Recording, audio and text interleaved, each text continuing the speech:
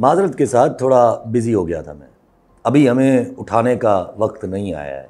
आ सकता है लेकिन वो जनवरी फरवरी में हालात पे डिपेंड करता है। उससे पहले केपीके और पंजाब को तो हैंडल कर ले, फिर सिंध भी आ जाए। अगर वहाँ से चीज़ें हैंडल हो जाएं तो सो टू बिगिन विद, ये क्या शोर लगाया हुआ है लोगों ने गंडापुर साहब के पीछे? मतलब क्या एक्सपेक्ट कर रहे थे भाई? ये पीटीआई वाले अपने ही लोगों के पीछे क्यों पड़े हुए हैं? They need to trust people. अगर अली अमीन इतना गलत है तो पूछ लें फिर अपने पंजाब के हुक्मरानों से कि वो कहाँ थे। मैं आपको हमेशा कहता हूँ कि पंजाब रिएक्ट नहीं करेगा।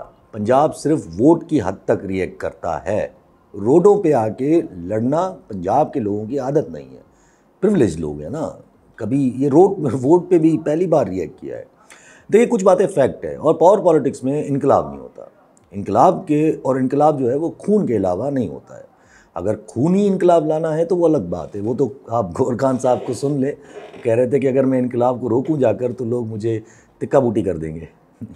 इनकलाब हमेशा ही खूनी होता है। अब पीटीआई वालों को अगर ये लग रहा है कि इस तरह के जलसों से वो इनकलाब ले आएंगे तो ये मुमकिन नहीं है, क्योंकि आपकी पार्टी लीडरशिप का ये मकसद भी नहीं है।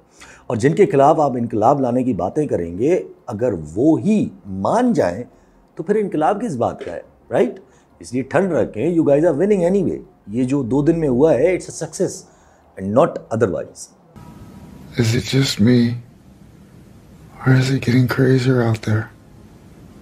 नैरेटिव शुरू हो गया है कि पीटीआई एक ज़ायनिस्ट पार्टी है। मैंने ये पहले बोला था कि ये गाज़ा के लिए नैरेटिव बनाने की कोशिश करते रहेंगे, चलती रहेगी ये भी जनवरी तक। और ये भी कंफर्म था कि पीटीआई इस चीज़ में शामिल नहीं होगी। तो अब बस वो नैरेटिव शुरू कि ज़ायनिस्ट है इमरान खान साहब, उसकी पार्टी भी ज़ायनिस्ट है। एक भाई को तो मैं सुन रहा था या देख रहा था कहीं ट्विटर पे कि उन्होंने इस हद तक क्लेम कर लिया कि पीटीआई के अब्रोड यानी बाहर बैठे हुए जो लोग हैं, उन्होंने पीटीआई को इस गाज़ा वाले मामले पे मल्टी पार्टी कॉन्फ्रेंस में शामिल होने से रोका। वाह!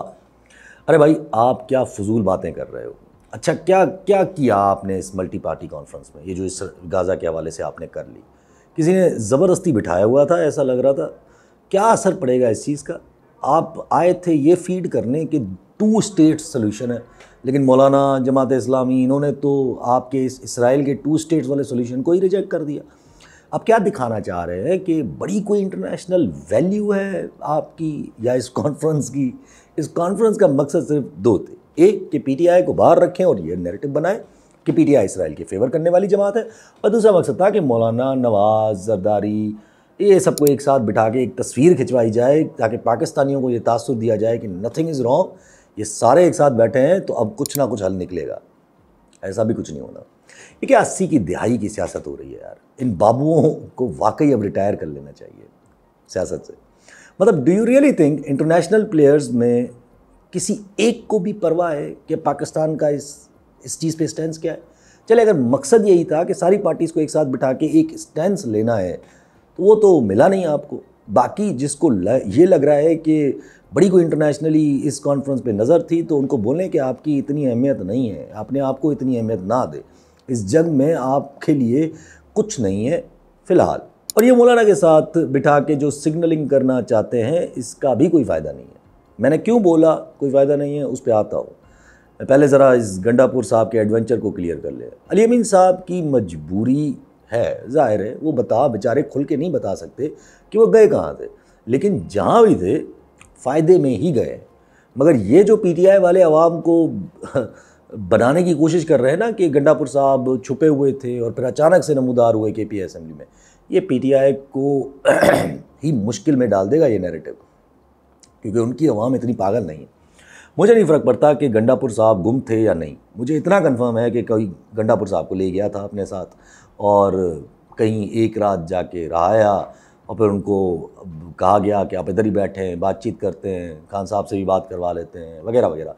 और वहाँ क्या बातें हुई ये मैं नहीं बता सकता, क्योंकि मुझे भी नहीं पता। लेकिन जो तकरीरें की हैं केपी असेंबली में और जो गंडापुर साहब ने वहाँ जाके तकरीर की, उससे यही महसूस हुआ कि he has been given a task, कोई टास्क मिला है गंडापुर साहब को। अब सोचे ना, कहाँ लड़ाई चौधरियों से थी और अब पीटीआई ये डिमांड कर रही है कि आईजी इस्लामाबाद को हटाओ। फिर टॉक्स की बातें की गंडापुर साहब ने कि खान साहब जेल में जाने से पहले भी बात करना चाहते थे और जेल अभी भी बात करने को तैयार है, और फिर फाइनली ये कहा कि कोई खुशखबरी मिली। This all indicates that Gandapur या पीटीआई अब आहिस्ता आहिस्ता अपनी तोपें गवर्नमेंट की तरफ करते जाएंगे। देखिए सर, गंडापुर कॉम्प्रोमाइज़ है या नहीं है इससे कोई फ़र्क नहीं पड़ता।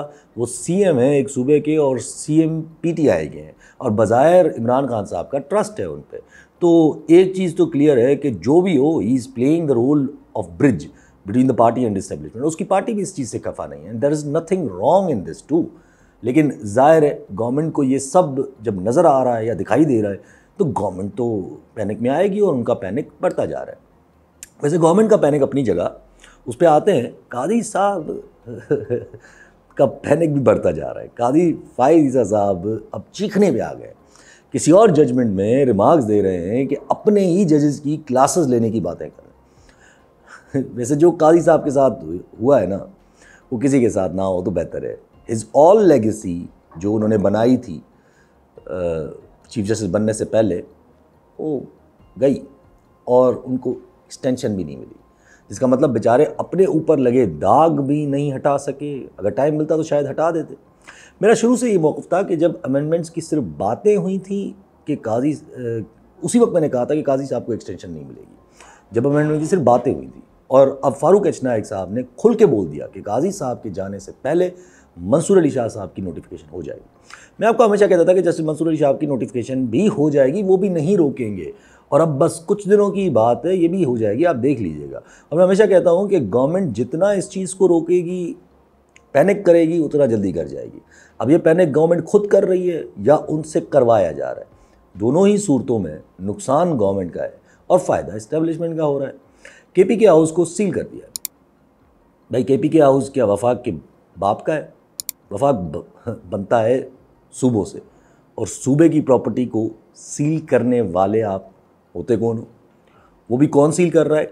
सीडीए, कैपिटल पता नहीं डेवलपमेंट अथॉरिटी, पता नहीं क्या। मतलब कैन यू इमेजिन कि ये सरकार किस नहज पे जा रही है? और फिर लोग मुझे कहते हैं कि पैनिक नहीं है, और फिर लोग कहते हैं कि इस्टेब्लिशमेंट भी इन चीज़ों में साथ है। इस्टेब्लिशमेंट इनको मामू बना रही है। केपीके हाउस को सील करना is the message for the whole KPK province. अब जहाँ आपकी पख्तून बेल्ट इतनी आग बगोला हो रही है, जहाँ आपको मौलाना का वोट चाहिए, जिसकी कॉन्स्टिट्यूंसी यही पख्तून बेल्ट है, और वहाँ आप केपीके हाउस को सील कर रहे हो, और रीज़न क्या दे रहे हो कि लीज़ नहीं थी। भाई केपीके कोई कंपनी है जो उसकी लीज़ ख़त्म हो गई थी तो, और आपने उसका हाउस सील कर दिया। केपीके हाउस सूबे की आवाम का हाउस है या उनकी प्रॉपर्टी है। आई रिफ्यूज़ टू एडमिट कि ये भंड इस्टेब्लिशमेंट ने खुद मारा है, ये भंड सरकार ने मारा है, और वो भी पैनिक में, क्योंकि अब शायद सरकार को भी नज़र आ रहा है कि we are going and they are trying everything to increase this chaos. और एससीओ से पहले तो ज़ाहिर है वो केओस एस्टेब्लिशमेंट भी नहीं होनी देगी, क्योंकि गवर्नमेंट को भी ये पता है कि अगर एक बार 25 हो गई तो हाथ निकल जाएंगे हमसे, या हाथ निकाल दिए जाएंगे हमसे, नज़र आ गया है उनको। इसलिए देखें, जहाँ केपीके में इतना इंपॉर्टेंट जिरगा होने वाला था, जहाँ सीएम गंडापुर ने पीटीएम वालों को मदऊ भी किया था, which is very good thing, क्योंकि जब आप पख्तून सेंटिमेंट को एक तरफ एक साथ कर दोगे तो कम अज़ कम टीटीपी इस पख्तून सेंटिमेंट को इस्तेमाल नहीं कर पाएगी। लेकिन सरकार ने क्या किया? पीटीएम को ही बैन कर दिया। और पीटीएम ने कि खुद क्या किया है? अपनी तरफ से एक और जिरगा बुला लिया है। Now these both are spoilers, कि जहाँ पख्तून सेंटिमेंट को टीटीपी से अलग किया जा सकता था, अब उसको भी तबाह करने पे आए हुए हैं, ताकि इस्टेब्लिशमेंट इस कशीदगी में मुलविस रहे और हम अपना काम करते रहें, उनकी मजबूरी का फ़ायदा उठा के। इसको और कुछ नहीं कहूँगा मैं।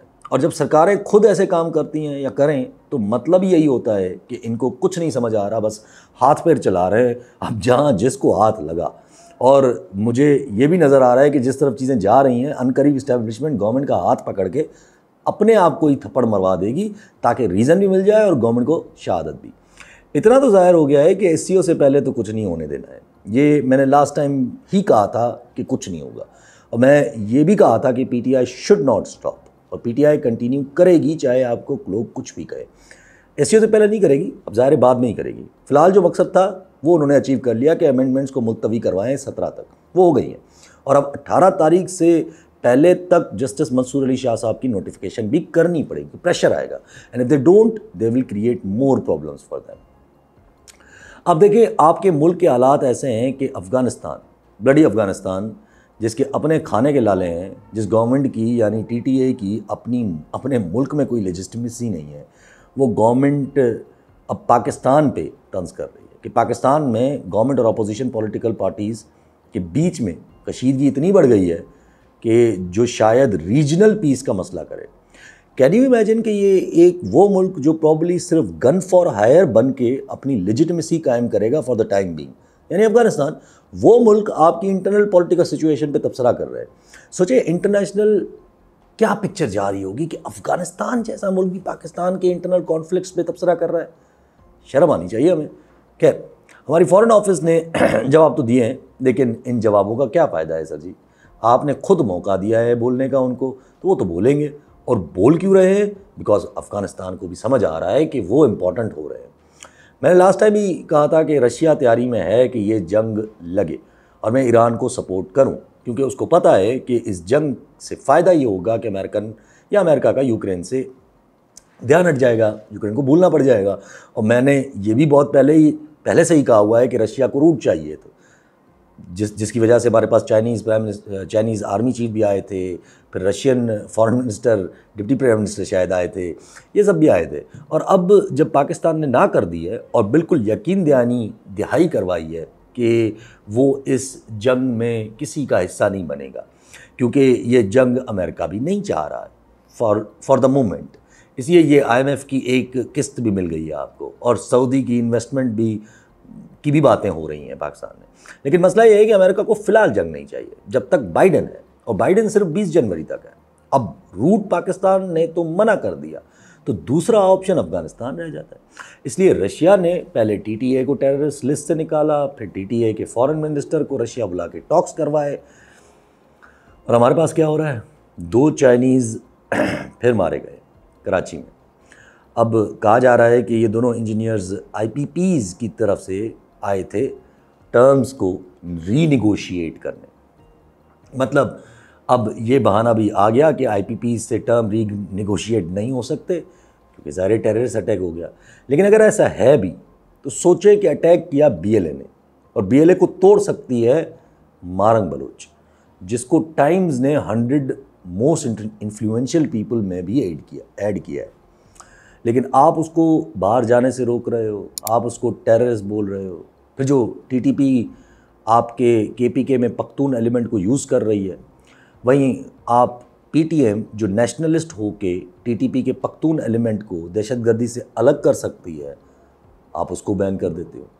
ये पॉलिसी कौन होशियार बना रहा है? मुझे समझा दे कोई अगर। वैसे किसी ने भी ये एयरपोर्ट वाला अटैक किया, वी ऑल नो कि टेररिज्म को सपोर्ट पाकिस्तान में अफगानिस्तान के थ्रू मिल रही है, और वो कौन कर रहा है? बज़ाहिर इंडिया। तो SCO और आपके एनर्जी क्राइसिस के निगोसिएशन को नाकाम बनाने के लिए अफ़गानिस्तान इन्वॉल्व हो रहा है, और उसी अफ़गानिस्तान को फिर चाइना रशिया सपोर्ट भी कर रहे हैं। What is this?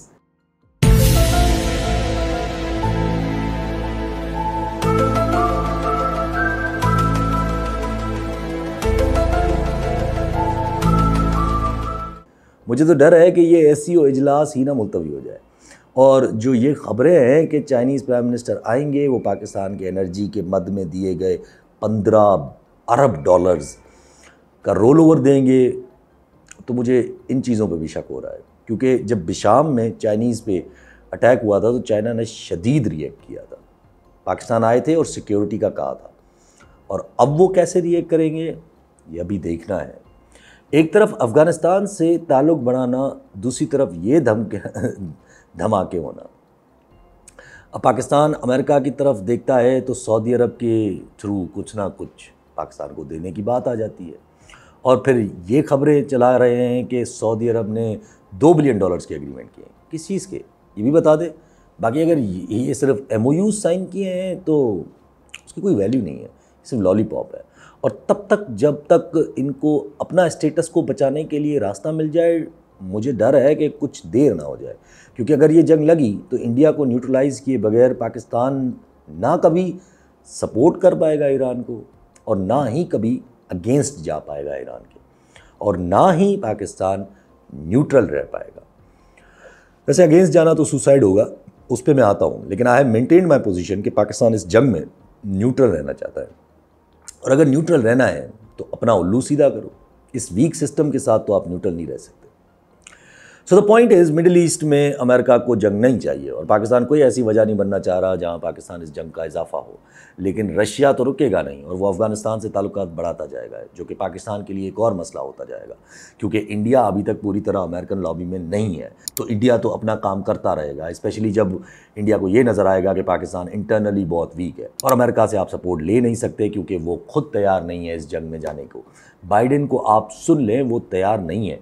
तो यहाँ फिर एक अलग गेम शुरू होती है जिसका अंत अमेरिकन इलेक्शंस के रिजल्ट्स पे होगा। बल्कि ना सिर्फ रिजल्ट्स, अमेरिकन नए सदर के ओथ तक ये गेम ऑन रहेगा। मैं लास्ट टाइम ये कहा था कि अब कैलकुलेटेड केओस बिठाने की कोशिश है और इस केओस को सीढ़ी बनाया जा रहा है। मैंने लास्ट टाइम भी यही कहा था कि डोंट स्टॉप, सीढ़ी नहीं बनने देना है। अमेंडमेंट्स में अब सिर्फ आईनी अदालत रह गई है, बाकी कुछ नहीं है। और अब मौलाना साहब भी अपना मुसव्वदा पेश करेंगे और वो मुसव्वदा मोस्ट प्रॉबली किसी काम का नहीं होगा और फिर मौलाना के बगैर वही पुराने तरीके वाली अमेंडमेंट्स जो है वो बुलडोज करने की कोशिश होगी after the SCO। And if they are successful तो वकील, मौलाना, PTI और बाकी दीगरान वो सब एक अम्ब्रेला के नीचे आ जाएंगे। इससे PTI की एक अकेली फोर्स होने का जो कॉन्सेप्ट है वो भी ख़त्म हो जाएगा और मोस्ट प्रॉबली इस इत्तेहाद को लीड भी मौलाना ही करेंगे। सब कुछ सामने है और सबको पता है कि अगर अमेंडमेंट पास नहीं हुई तब भी मौलाना का फ़ायदा है, क्योंकि उसके बाद 25 को गवर्नमेंट्स और कोर्ट्स आपस में लग जाएंगे और इस्टेब्लिशमेंट पॉपकॉर्न लेके बैठ जाएगी और गवर्नमेंट को शहीद होते देख लेंगे सारे के सारे। और अगर अमेंडमेंट्स पास हो गई तब भी मौलाना का फ़ायदा है, क्योंकि मौलाना बाकी पार्टीज़ के साथ रोड पे होंगे और जितना कद मौलाना साहब का बन गया है इस अमेंडमेंट्स वाले फियास्को में, he is definitely going to lead the protest.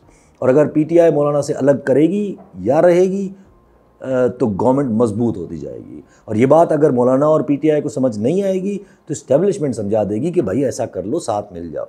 नवाज़ को पता है कि अमेंडमेंट पास करवा के हम घर जाएंगे और पास ना करवा के भी हम घर जाएंगे। So why should we do it? तो इसके इम्कानात बहुत ज़्यादा है कि नवाज़ SCO के बाद मुल्क से ही बाहर चले जाएंगे। बाकी ये तस्वीरें ना दिखाएं और अगर मौलाना इतना ज़्यादा ओवर कमेंट करने के बाद पीछे हट जाएंगे तो मौलाना की अपनी सियासत की ऐसी की तैसी हो जाएगी। क्योंकि देखिए, फैक्ट ये है कि मौलाना की कॉन्स्टिट्यूंसी है पख्तून बेल्ट, चाहे वो KPK की हो या बलूचिस्तान की, और वहाँ की पल्स देखे बगैर इनके साथ चला जाए वो भी तब जब पता है कि सराय धोखा देते हैं। तो सलाम है मौलाना साहब की सियासत को। इसलिए आई एम श्योर कि ये काम नहीं होगा। और वैसे भी 18 के बाद टाइम कितना है जो आप ये सब कुछ कर सको, विच ओनली इंडिकेट्स कि इट्स डन। अब आगे की बात करें कि इस चीज़ के बाद निकलना क्या है।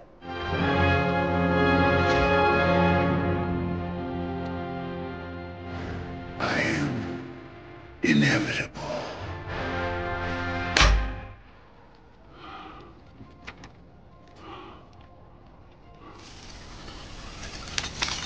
मैंने ये भी कहा था कि गाज़ा का नैरेटिव उरूज पे रखा जाएगा, क्योंकि जंग लगने के इम्कानात जितने बढ़ेंगे उतना ये नैरेटिव काम आएगा और उतना पाकिस्तान के लिए ऑप्शंस भी खुलेंगे। और तैयारियां शुरू हो गई हैं। रशिया अफगानिस्तान के साथ सेटिंग बना रहा है और पाकिस्तान नए सिस्टम लाने की तैयारी कर रहा है। यहाँ मसला सिर्फ एक है कि बाइडन जंग नहीं चाह रहा, और बाइडन नहीं चाह रहा दैट मीन्स डेमोक्रेट्स नहीं चाह रहे। लेकिन नेतन्याहू को कौन समझाए, क्योंकि इसराइल के पास इस वक्त स्केप नहीं है। वो इस जंग को फुल स्टॉप कहाँ लगाए।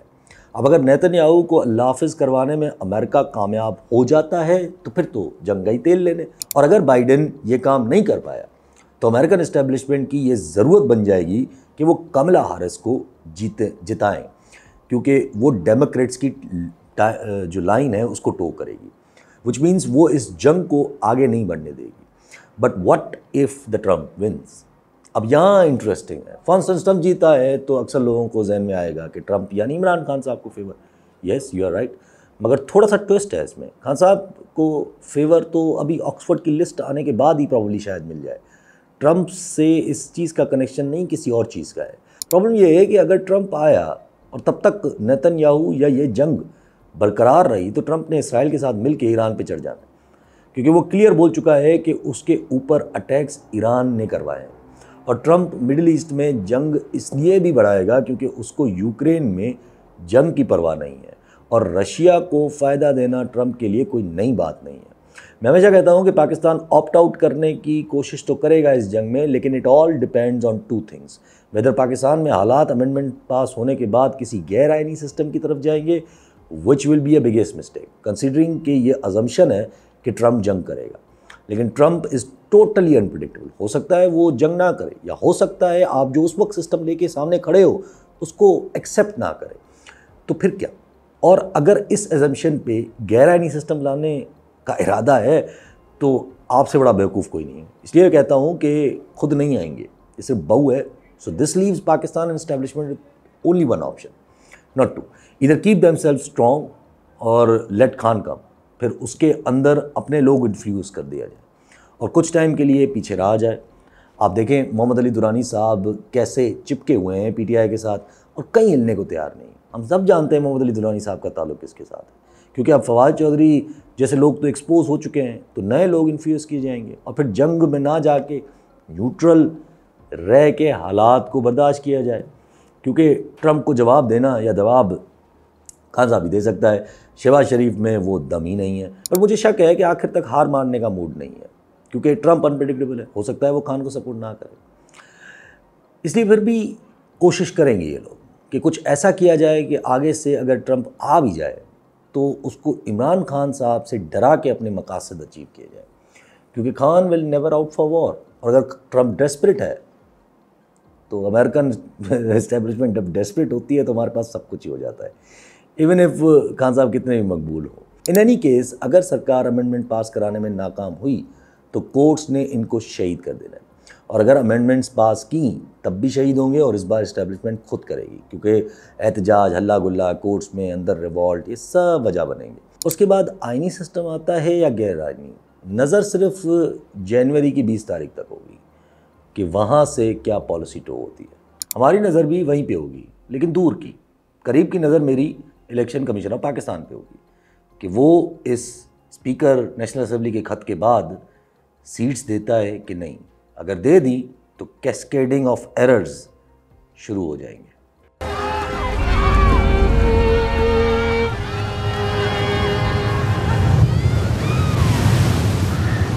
Gentlemen, it has been a privilege playing with you tonight.